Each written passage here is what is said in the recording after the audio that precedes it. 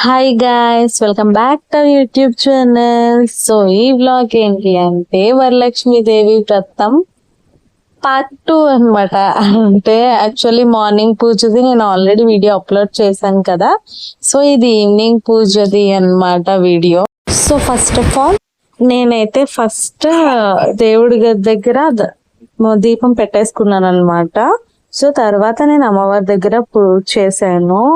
So actually morning అయితే అత్తయ్య దేవుడి గది దగ్గర దీపాలు పెట్టేశారు. అప్పుడు నేనే మొత్తం అమ్మవారి దగ్గర చూసుకున్నాను. సో ఇప్పుడు ఏముంచి ఇంకా నేను ఇక్కడ పూజ చేసుకుని తర్వాత అమ్మవారి దగ్గర కూడా నేను పూజ స్టార్ట్ చేశాను అనమాట.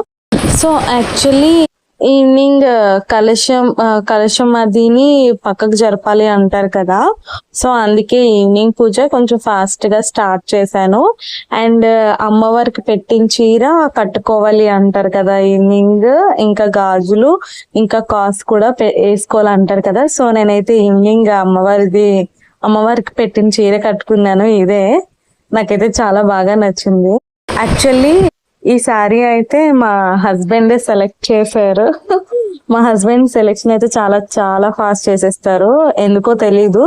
బట్ ఫాస్ట్ గా చేసిన తన సెలెక్షన్ బాగుంటది నాలా అన్నమాట. సో ఇంకైతే నేను పూజ కంప్లీట్ చేసేసుకున్నాను. పూజ కంప్లీట్ చేసుకున్న తర్వాత అమ్మవారికి హారతి ఇచ్చేసాను.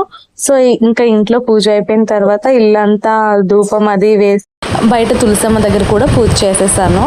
సో మార్నింగ్ పూజ చూసారు కదా. సో ఇది ఈవినింగ్ పూజ అన్నమాట. చాలా అంటే చాలా బాగా చేసుకున్నాను నేను. సో తర్వాత నేను వాయనం ఇవ్వడానికి అంటే తాంబూలం ఇవ్వడానికి వీధిలో వాళ్ళని పిలవడానికి వెళ్ళా. యాక్చువల్లీ నేను ఎక్కువ బయట ఎవరితోని మాట్లాడను, బయటకే వెళ్ళను అసలు. సో బయట ఎక్కడికైనా వెళ్తే మా ఆయన తీసుకువెళ్తారు. సో అయితే నాకు చాలా తక్కువ మంది కాంటాక్ట్ అసలు ఎక్కువ మంది ఉండరు. పిలిచిన 2-3 వచ్చారన్నమాట.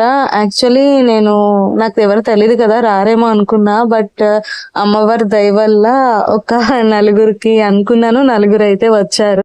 సో ఇంకా నేను చాలా హ్యాపీ అన్నమాట. మంచిగా ఇంకా నేను పూజ చేసుకొని ఇంకా తాంబూలాలు అవి కూడా ఇచ్చేసాను ముత్తైదువులకి. అండ్ నా పూజ అయితే నేను ఇలా చేసుకున్నాను. మీ అందరు కూడా మంచిగా చేసుకుంటారని అనుకుంటున్నాను. So please thank you guys, thanks for watching this video. Please do like and subscribe.